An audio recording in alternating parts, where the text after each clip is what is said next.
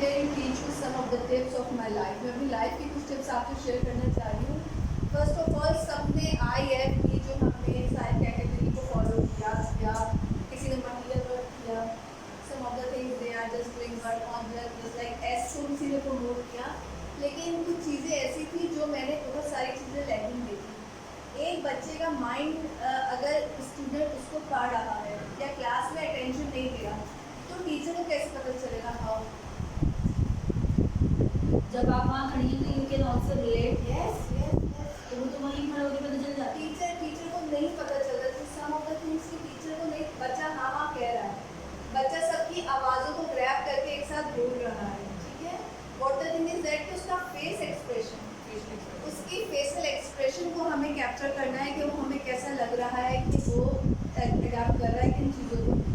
एक this is the first. अच्छा, what the thing is that कि मेरा इतना बच्चों से इंटरेक्शन नहीं रहा, and to be very honest I am here not taking this course for I join the teaching.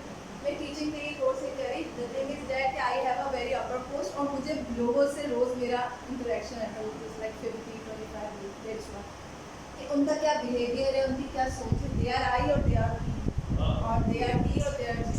So this is the other thing is that I am asking you कि teacher, हम कहते हैं कि teacher अपनी strategy बदल रहे हैं, जैसे कि जो आई है वो पी हो रहे हैं, सॉरी जो आई है वो ई हो रहे हैं, जो ई है वो आई हो रहे हैं। But what the thing is that ये सब बच्चों को जो एक सब्जेक्ट मटेरियल है वो लर्न करवाने के लिए, उनकी अंडरस्टैंडिंग के लिए हम उनको ये बात बता रहे हैं कि you do work on that, कि हम उनके लिए एफर्ट कर रहे हैं।